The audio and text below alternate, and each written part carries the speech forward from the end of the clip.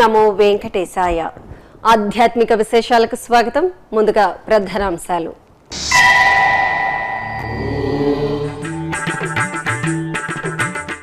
శ్రీ గోవిందరాజస్వామి ఆలయంలో మహా సంప్రోక్షణ, యాగశాలలో వేద పారాయణం, వైదిక క్రతువులు.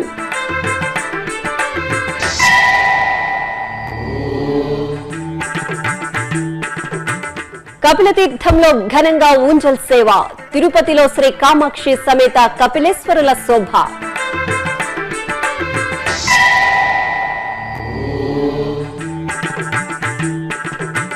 చిత్తూరు వీరాంజనేయ స్వామి ఆలయంలో సీతారామ కళ్యాణం, బెజ్జంకిలో వేడుకగా లక్ష్మీ నరసింహుడి కళ్యాణం, రథోత్సవం.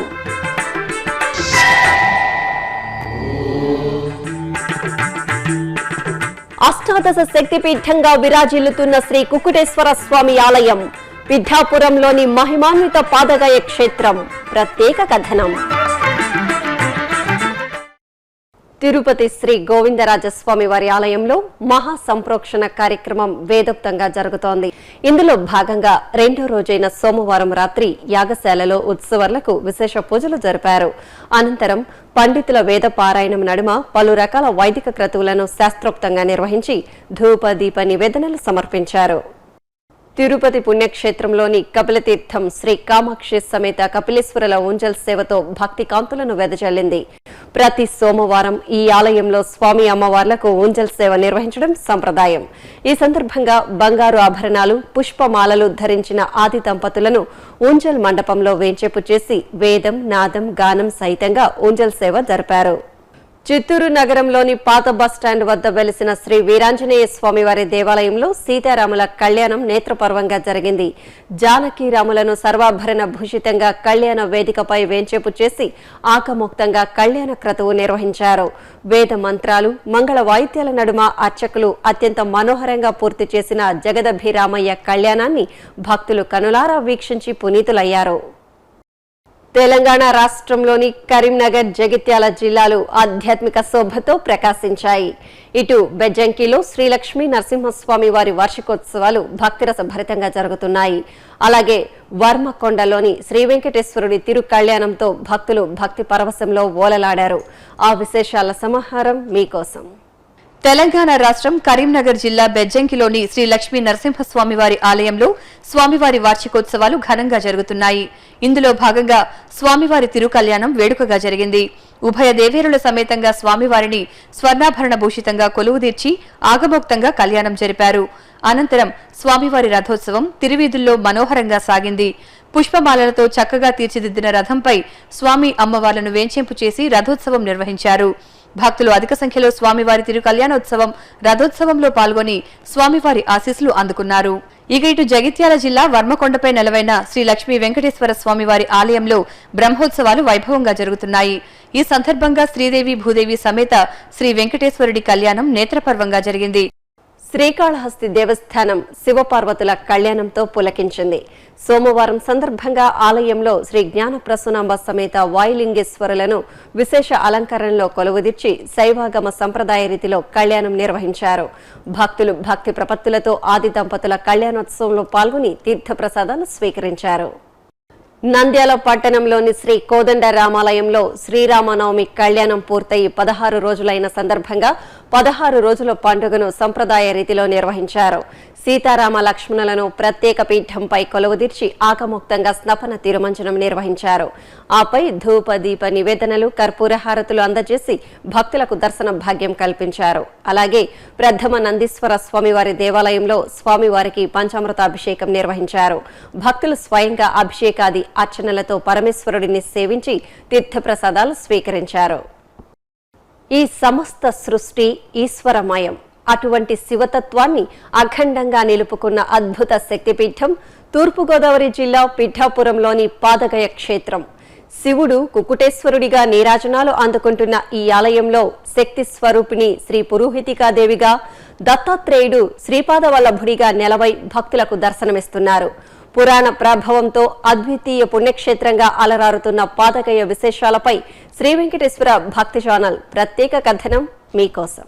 బోళాశంకరుడు కుక్కుటేశ్వరుడిగా అనుగ్రహిస్తున్న ఆలయం, పురుహూతికాదేవి నెలవైన అష్టాదశ శక్తిపీఠం. దత్తాత్రేయుడు స్వయంభువుగా కొలువైన దివ్యధామం, పాదగయగా విరితికెక్కిన క్షేత్రం. అదే తూర్పుగోదావరి జిల్లా పిఠాపురంలోని శ్రీ కుక్కుటేశ్వర పురుహూతిక శ్రీపాదవల్లభ దత్త క్షేత్రం.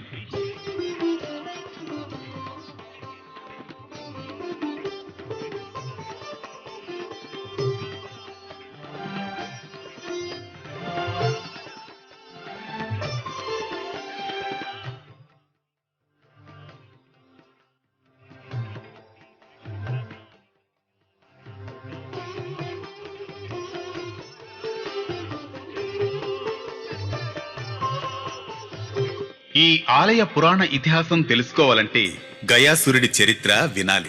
ఒకప్పుడు శ్రీ మహావిష్ణువును తపస్సుతో ప్రసన్నం చేసుకున్న గయాసురుడనే రాక్షసుడు ఇంద్ర పదవి దక్కించుకొని అరాచకాలకు పాల్పడుతుండేవాడు. అప్పుడు దేవేంద్రుడు త్రిమూర్తులను ప్రార్థించగా వారు బ్రాహ్మణ రూపం దాల్చి గయాసురుడి చెంతకు వెళ్లి తమ యజ్ఞానికి యజ్ఞవాటికను చూపమని అడుగుతారు. గయాసురుడు తన శరీరాన్నే అందుకు ఉపయోగించుకోమనగా తమ యజ్ఞం సఫలం కాకుండా మధ్యలో లేస్తే అతన్ని సంహరిస్తామని త్రిమూర్తులు చెబుతారు. అందుకు గయాసురుడు అంగీకరించగా యజ్ఞ క్రతువులో భాగంగా 7వ రోజు తెల్లవారుజామున సూర్యోదయం కాకుండానే మహాదేవుడు కోడిపుంజు రూపం దాల్చి కూయడంతో తెల్లవారుతుంది.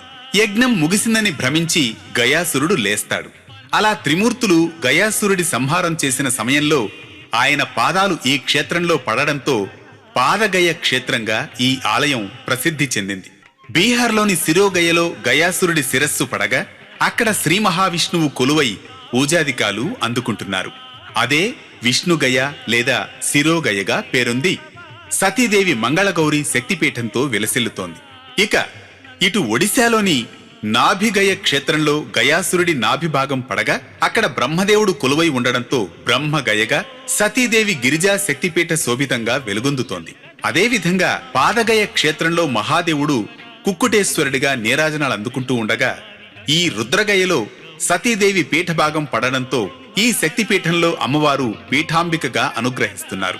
ఇక పురుహూతుడు అనగా దేవేంద్రుడు పూజించడం వల్ల ఈ అమ్మవారు పురుహూతికా దేవిగా ప్రసిద్ధి చెందారు.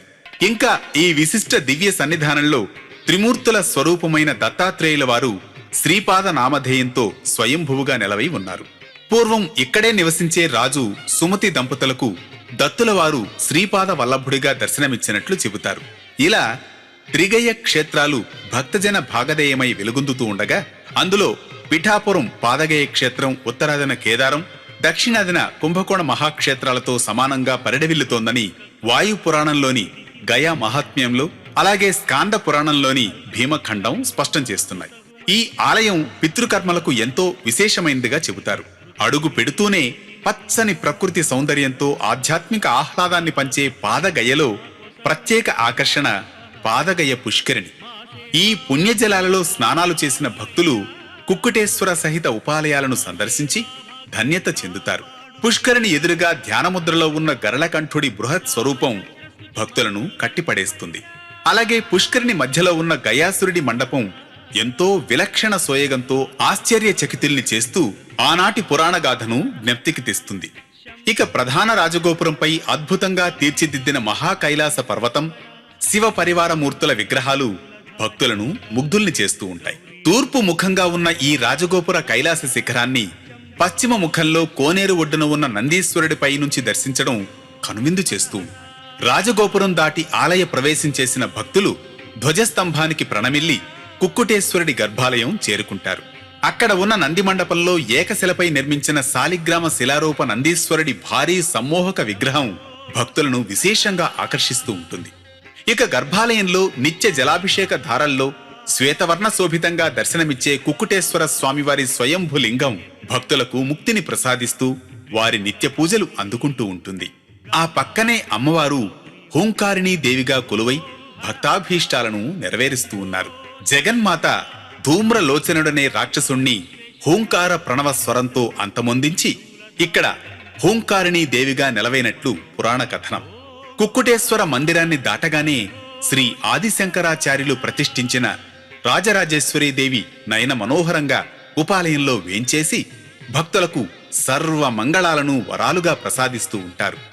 అనంతరం ప్రత్యేక మందిరంలో కొలువుదీరిన 10వ అష్టాదశ శక్తిపీఠం శ్రీ పురహూతికాదేవి మందిరానికి చేరుకొని అక్కడే చిత్రించిన అష్టాదశ శక్తిపీఠాల చిత్రాలను భక్తిగా తిలకించి ప్రధాన దైవమైన పురుహూతికాదేవిని మనసారా సేవించి మొక్కులు తీర్చుకుంటారు. అనంతరం ఉపాలయాలలో పూజలందుకుంటున్న శ్రీ చింతామణి గణపతి, శ్రీ సీతారామచంద్ర స్వామి, శ్రీ అన్నపూర్ణ సమేత కాశీ విశ్వేశ్వర స్వామి, శ్రీవల్లి దేవసేన సమేత సుబ్రహ్మణ్య స్వామి, శ్రీ చండికేశ్వర స్వామి, శ్రీ కనకదుర్గాదేవిలను కూడా దర్శించుకుని తరిస్తారు. ఇక మరోవైపు ఉన్న దత్తమందిరం చేరుకుని శ్రీపాదవల్లభుడి నిజరూప దర్శనం, ఔదంబర వృక్షఛాయలోని దత్తుపాదుకలను సేవిస్తారు. చివరగా క్షేత్ర పాలకుడైన శ్రీ కాలభైరవుడి దర్శనంతో భక్తుల పాదగయ క్షేత్ర సందర్శనం పూర్తవుతుంది. ఎన్నో ఉపాలయాలతో మరెన్నో మహిమాన్విత పురాణ గాథలతో ఆకట్టుకుంటున్న పాదగయలో నేటికీ మనం శ్రీ మహావిష్ణువు పాదాలను, గయాసురుడి పాదాలను ప్రత్యక్షంగా వీక్షించవచ్చు. అణువణువు ఆధ్యాత్మికత ఉట్టిపడే పురాణ గాథలను తెలియజేసే సుందర శిల్పాల సౌందర్యంతో, అనంతమైన మహేశ్వరుడి చల్లని కరుణా వీక్షణాలతో అద్వితీయ శక్తిపీఠంగా భాసిల్లుతున్న పిఠాపురం పాదగయ క్షేత్రం సందర్శనం భక్తులకు జన్మ జన్మల భాగ్యం. ఇప్పుడు ఒక చిన్న విరామం. శ్రీ వెంకటేశ్వర బర్డ్ ట్రస్ట్ వైద్యో నారాయణో హరిహి అనే వేదోక్తిని అక్షర సత్యం చేస్తూ ఆచరణలో చూపెడుతోంది తిరుమల తిరుపతి దేవస్థానం. ఎముకలు, కీళ్లు, వెన్నుముక సంబంధమైన వ్యాధులతో బాధపడే దివ్యాంగులకు చేదోడు వాదోడుగా బర్డ్ ఆసుపత్రిని స్థాపించి శ్రీ వెంకటేశ్వర బర్డ్ ట్రస్ట్ ద్వారా వైద్య సహాయాన్ని ఉచితంగా అందజేస్తోంది తిరుమల తిరుపతి దేవస్థానం. ఈ మహత్తర ఆశయ సాధనకు మీ వంతు చేయుతును అందజేయండి. శ్రీ వెంకటేశ్వర స్వామివారి అనుగ్రహం పొందండి. మరిన్ని వివరాలకు సంప్రదించవలసిన ఫోన్ నంబర్లు 087722777777, 087722333333 లేదా టీటీడీ వెబ్సైట్ ను చూడండి www.tirumala.org లేదా www.ttdsevaonline.com. ఓం నమో వెంకటేశాయ.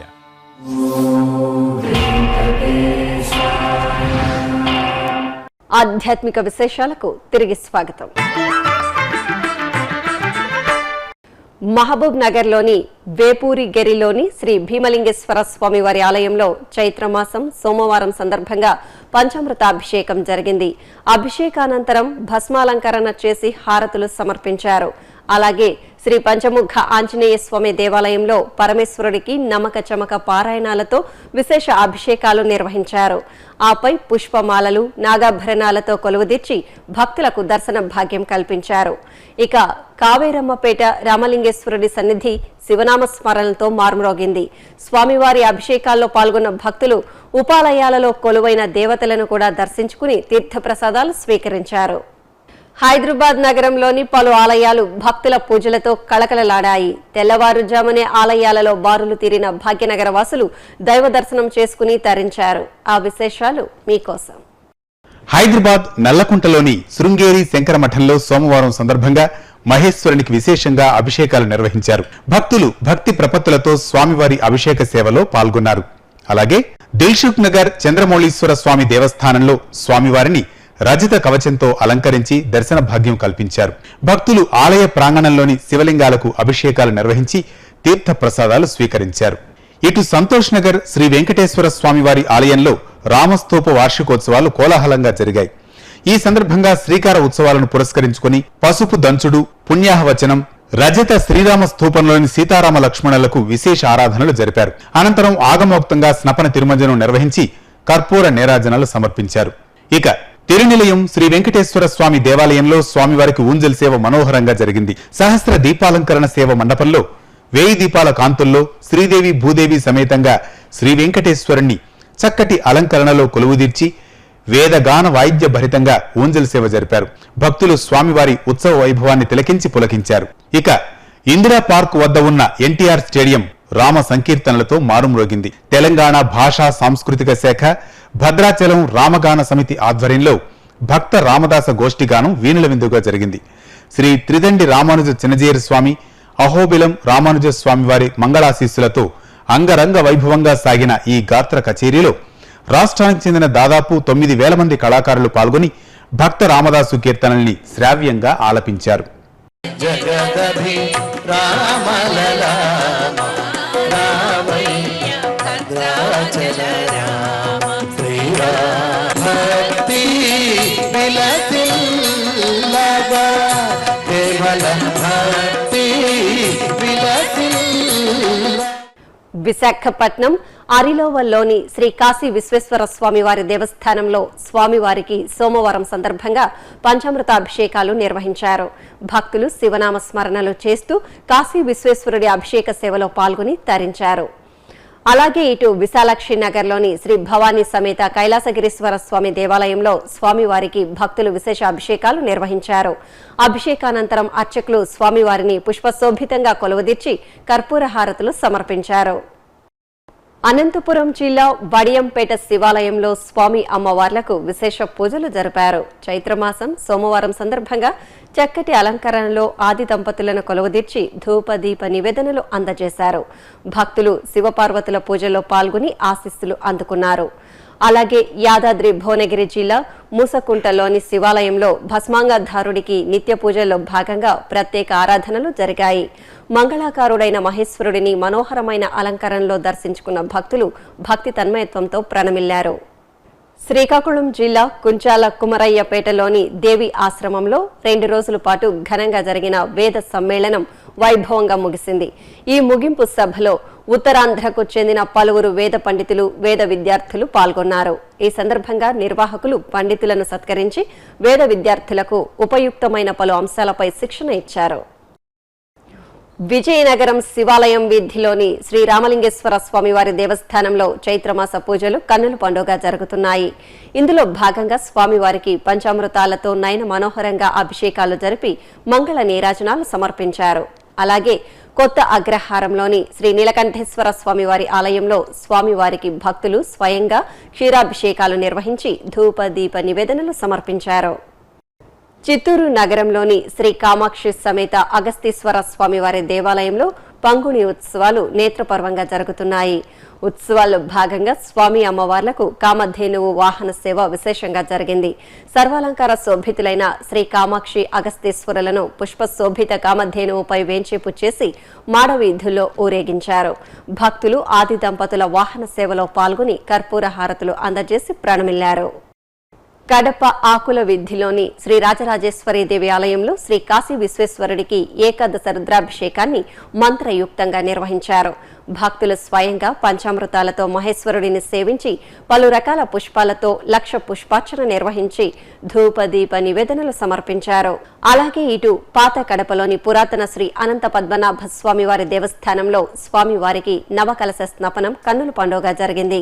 వేద మంత్రాలు, మంగళ వాయిద్యాల నడుమ శ్రీదేవి భూదేవి సమేత శ్రీ అనంత పద్మనాభ స్వామివారి ఉత్సవాలకు ఆగమోక్తంగా స్నపన తిరుమంజనం నిర్వహించారు. అనంతరం భక్తుల జయ జయ ధ్వానాల నడుమ శాస్త్రోక్తంగా మంగళహారతులు, నివేదనలు అందజేశారు. కృష్ణా జిల్లా కానూరు శ్రీ వేణుగోపాల స్వామివారి దేవాలయంలో దీపోత్సవ కార్యక్రమం భక్తిరస భరితంగా జరిగింది. నల్లన్నయ్య సన్నిధిలో మహిళలు అందమైన పుష్పాలతో రమణీయ రంగువల్లులను తీర్చిదిద్ది నేతి దీపాలు వెలిగించి భక్తిగా భజనలతో కృష్ణయ్యను స్తుతించారు. ఇటు బెజవాడ నగరం రామనామ సంకీర్తనలతో మారుమ్రోగుతోంది. పడమట శ్రీ కోదండరామయ్య సన్నిధిలో రామనామ సప్తాహ కార్యక్రమం సామూహికంగా నిర్వహిస్తున్నారు. ఈ సందర్భంగా శ్రీ సీతారామ లక్ష్మణులకు ప్రత్యేక పూజలు జరిపి నివేదనలు సమర్పించారు. అనంతరం భక్తులు భక్తి ప్రపత్తులతో రామయ్యను మనసారా కీర్తించి దీవెనలు అందుకున్నారు. గుంటూరు జిల్లా మాచర్లలోని శ్రీ లక్ష్మీ చెన్నకేశవ స్వామివారి దేవస్థానంలో స్వామివారి కళ్యాణ మహోత్సవాలు 9 రోజుల పాటు అంగరంగ వైభవంగా జరిగాయి. కళ్యాణోత్సవాల ముగింపు సందర్భంగా శ్రీ లక్ష్మీ చెన్నకేశవ స్వామివారిని అందంగా అలంకరించి రథంపై అధిష్ఠింపచేసి ప్రత్యేక పూజలు నిర్వహించారు. అనంతరం రథోత్సవం నగర పురవీధుల్లో భక్తుల గోవిందనామాల మధ్య భక్తిరస భరితంగా సాగింది. అలాగే మాచర్ల పట్టణంలోని శ్రీ సత్యనారాయణ స్వామివారి ఆలయంలో సామూహిక సత్యనారాయణ వ్రతాలను భక్తులు భక్తి శ్రద్ధలతో నిర్వహించారు. అర్చకుల సూచనల మేరకు వారి వారి గోత్రనామాలను చెబుతూ పూజా కార్యక్రమాన్ని భక్తి శ్రద్ధలతో జరిపారు. ఇందులో భాగంగా నిర్వహించిన శాంతి కళ్యాణంలో భక్తులు పెద్ద సంఖ్యలో పాల్గొని శ్రీ సత్యనారాయణ స్వామి వారి కళ్యాణాన్ని వీక్షించి తరించారు. తూర్పుగోదావరి జిల్లా లోవకొత్తూరు గ్రామంలో గంధమావాస్య జాతర మహోత్సవాన్ని భక్తి శ్రద్ధలతో నిర్వహించారు. అందంగా అలంకరించిన అమ్మవారికి ప్రత్యేక పూజలు నిర్వహించి ధూప దీప నివేదనలు సమర్పించారు. తరువాత గరగల నృత్యాలు, భక్తుల కోలాట భజనల నడుమ అమ్మవారి జాతర కోలాహలంగా జరిగింది. గ్రామం సుభిక్షంగా ఉండాలని ప్రతి సంవత్సరం ఈ జాతర నిర్వహించడం ఆనవాయితీ. ఈ జాతరలో పెద్ద సంఖ్యలో భక్తులు పాల్గొని అమ్మవారిని సేవించి తరించారు. మెదక్ జిల్లా పాపన్నపేటలోని ఏడుపాయల వనదుర్గ భవానీ ఆలయంలో ప్రత్యేక పూజలను ఘనంగా నిర్వహించారు. ఇందులో భాగంగా తెలంగాణ శాసనసభ ఉపసభాపతి శ్రీమతి పద్మా దేవేందర్ రెడ్డి అమ్మవారికి బోనాలు సమర్పించి ప్రత్యేక పూజలు నిర్వహించారు. తరువాత అమ్మవారిని భజ భజంత్రీల నడుమ పురవీధుల్లో ఊరేగించారు. భక్తులు అమ్మవారికి ప్రీతికరమైన బోనాలను సమర్పించి మొక్కులు చెల్లించుకున్నారు. ఇక మెదక్ జిల్లా సేరిపల్లి గ్రామంలో శ్రీ రేణుకా ఎల్లమ్మ జాతర వైభవంగా ప్రారంభమైంది. ముందుగా అమ్మవారిని నూతన వస్త్రాలు, సుగంధ భరిత పుష్పాలతో అందంగా అలంకరించి ప్రత్యేక పూజలు నిర్వహించారు. అనంతరం ఉత్సవమూర్తులను ప్రత్యేక వాహనంపై కొలువు తీర్చి గ్రామోత్సవం నిర్వహించారు. గ్రామోత్సవంలో భక్తులు పెద్ద సంఖ్యలో పాల్గొని అమ్మవారి కృపకు పాత్రులయ్యారు. తిరుమలలో జరిగిన సాంస్కృతిక కార్యక్రమాన్ని కళానీరాజనంలో వీక్షిద్దాం.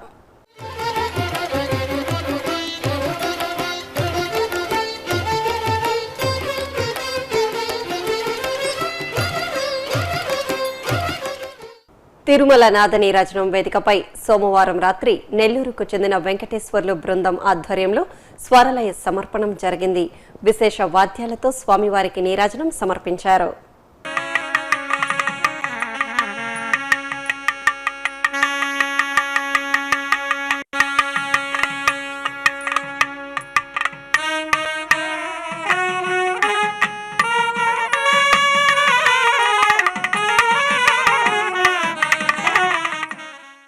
తిరుమలలో శ్రీవారి దర్శనం, వాతావరణం తదితర విశేషాలను ఇప్పుడు తిరుమల సమాచారంలో తెలుసుకుందాం.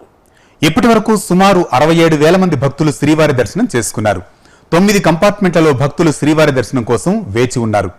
అలిపిరి మార్గంలో భక్తుల రాకపోకలు యథావిధిగా కొనసాగుతున్నాయి. శ్రీవారి మెట్టు నడక మార్గంలో ఉదయం 6 గంటల నుంచి సాయంత్రం 6 గంటల వరకు భక్తులను అనుమతిస్తారు. ఇక తిరుమల వాతావరణం గరిష్ట ఉష్ణోగ్రత 30 డిగ్రీల సెల్సియస్, కనిష్ట ఉష్ణోగ్రత 18 డిగ్రీల సెల్సియస్. ఆధ్యాత్మిక విశేషాలు ఇంతటితో సమాప్తం. తిరిగి రేపు ఉదయం 9 గంటలకు ప్రసారమయ్యే ఆధ్యాత్మిక విశేషాలలో మళ్ళీ కలుసుకుందాం. ఓం నమో వెంకటేశాయ.